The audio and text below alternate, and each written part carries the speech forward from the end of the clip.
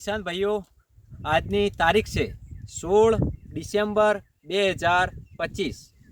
આજે આપણે ડુંગરની જોડે કયું ગામ છે? રીંગણીયાળા ગામમાં આવેલા છીએ। અહીંયા આપણી ટાટા કંપનીના 51 કપાસનું વાવેતર કરેલું છે। જે ખેડૂત મિત્રએ આપણે ટાટા 51નું વાવેતર કર્યું છે એ આપણી સાથે છે। આપણે એમનો અભિપ્રાય લઈશું, એમનું નામ જાણશું અને એમનો 51 કપાસ વિશેનો આખો અભિપ્રાય લઈશું। રામ રામ। રામ રામ। આપણે તમારું નામ શું છે? રાજુભાઈ ખીમાભાઈ રાજુભાઈ લાડુમોર। લાડુમોર એમનું નામ છે। થોડો જોરથી બોલજો એટલે શું બધાને આપણે સંભળાય।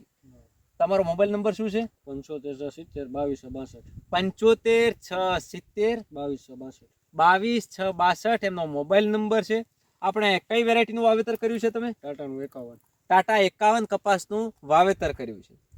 આપણે આ વર્ષે વરસાદ પણ વધારે હતો, અનિયમિત વધારે વરસાદ હતો, તો પહેલાથી લઈ અને છેલ્લા સુધી આ વેરાયટી વિશે તમે શું કહેવા માંગો છો? વેરાયટી સારી છે સાહેબ। વરસાદી વાતાવરણના લીધે પણ મારે 20 થી 22 પણ વીઘે ઉતારો થઈ જશે। હજી 2-3 મણ થઈ જશે એવું લાગે છે। હજુ બીજો 2-3 મણ થશે। થઈ જશે। છોડ કેવો થાય છે એનો? એકદમ છોડ એકદમ ઉભળો રહે છે અને દાવડામાં વચ્ચે જગ્યા રહે છે, એટલે ખુલ્લો અને ઉભળો છોડ રહે છે, ખુલ્લો। જેને લીધે આપણે જ્યારે પણ દવા મારવી હોય ત્યારે એક બાજુથી દવા મારીએ તો પણ કમ્પ્લીટલી દવા લાગી જાય, એટલે મજૂરી ખર્ચ આમાં આપણા ઘટાડી શકીએ કે બે બાજુથી આપણે દવા મારવી પડતી નથી। ખેડૂત મિત્રો, આપણે ટાટા 51માં કહીએ છીએ કે વહેલી પાકતી જાત છે, બિનપિયતની જાત છે, ખુલ્લો અને ઉભળો છોડ છે, તો એક બાજુથી દવા આપણે મારી શકીએ છીએ। જેમ આપણા ખેડૂત મિત્રે કીધું કે આ વર્ષના વાતાવરણમાં અનિયમિત વરસાદ રહ્યો છે, વધારે વરસાદ, ઓછો વરસાદ, છેલ્લે બગાડ ઉપર વરસાદ આવ્યો છે, છતાં પણ એમને 20 થી 22 મણ કપાસ એક વીઘાએ 16 ગુંઠાના વીઘાએ અહીંયા થઈ જશે। હજુ પણ એકદમ લીલો છે। આપણે ઉપરથી જોઈ શકીએ છીએ કે કેટલા ફૂલ ચાબખા આવ્યા છે। આપણે છેલ્લે ક્યારે દવા મારતી? કેટલા દિવસ થઈ ગયા? ચલો તો બહુ ઝાઝો ટાઈમ થઈ ગયો છે, 20 દિવસ 21 દિવસથી કોઈ પણ જાતની ટ્રીટમેન્ટ કરી નથી। એમનું એવું કહેવું છે કે આપણે જે આ કપાસ છે એ વીણી લેવાનો છે। ખેડૂત મિત્રો, આપણે જે સડાનો પ્રશ્ન કહીએ છીએ કે જો પાછળથી કપાસ ઊભો રાખીએ તો સડાનો પ્રશ્ન આવે છે। આપણે અહીંયા જોઈ શકીએ છીએ કે ડાબખા કેવા ખોલ્યા છે, કોઈ પણ જાતનો કોઈ પ્રશ્ન સડાનો આવેલો નથી। આપણે અહીંયા નથી, આપણે થોડું અંદર પણ જોઈએ, દરેક છોડ ઉપર જે ડાબખા બન્યા છે એ જોઈશું। એક ડાબખામાં એક પેશીમાં કેટલા આપણે દાણા નીકળે છે તમે ગણ્યા હતા? તો 8ની એવરેજ આવશે। 8ની એવરેજ એક પેશીમાં આવે છે। રૂની ક્વોલિટી કેવી છે? રૂની ક્વોલિટી સારી છે। વેપારીની જોડે આ રૂ લઈ જઈએ તો શું કહેવા માંગે વેપારી? ઉતારો જોયો ને વેપારીને ઉતારો જોઈએ તો આમાં ઉતારો બેસે છે। તો ખેડૂત મિત્રો, ઘણા ખેડૂતોએ જે ઉતારા કાઢ્યા છે તો 38 થી 38.5નો ઉતારો જે વેપારી માટે, જીનિંગ માટે જોઈએ છે એ પણ આમાં બેસે છે।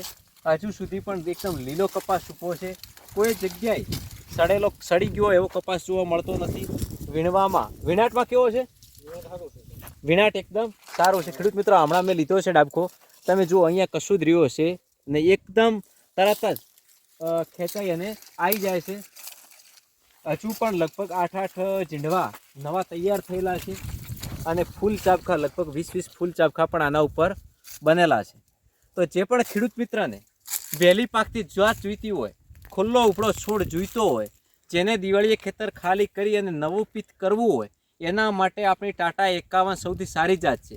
જે ખેડૂત મિત્રને શિયાળામાં પણ ઊભો રાખવો છે કે પિત નથી કરવું, કપાસ સારા છે, ભાવ સારા છે, અને કે કપાસ ઊભો રાખવો છે તો આ કપાસમાં જો ટ્રીટમેન્ટ કરશું તો લાંબા ગાળા સુધી પણ આપણે ઊભો રાખી શકીએ છીએ। આનું ફ્લાવરિંગ ક્યારે ચાલુ થઈ ગયું? તો કેટલા દિવસમાં? ફ્લાવરિંગ તો બહુ ઝડપથી થાય છે સાહેબ। મતલબ જ્યારે પેલો આપણે આવે 40-45 દિવસની આસપાસ થાય ત્યારે ચાલુ થઈ જાય, ત્યારે થઈ જશે। એટલે વહેલી પાકતી જાત છે। તો ખેડૂત મિત્રો, જે આપણી જરૂરિયાત છે કે વહેલી પાકતી જાત, ખુલ્લો ઉપડો છોડ, વિણાટમાં સરળ, ઉતારામાં સારું, તો આ છે આપણું ટાટા 51। જે આપણી જરૂરિયાત છે બધી જ પૂરી કરતી જાત હોય એ જાત છે ટાટા 51। તો તમારે જ્યારે પણ વાવેતર કરવું હોય ત્યારે તમે ટાટા 51ની વાવેતર કરી શકો છો। આજે જે આપણે ઊભા છીએ 12મા મહિનાની 16 તારીખ 2025ના દિવસે આપણે આ ગામમાં, આ ખેતરમાં, ટાટા 51ના ખેતરમાં ઊભા છીએ। તો જો વધુ માહિતી જોઈતી હોય તો તમે અમારો સંપર્ક કરી શકો છો। ખૂબ ખૂબ આભાર।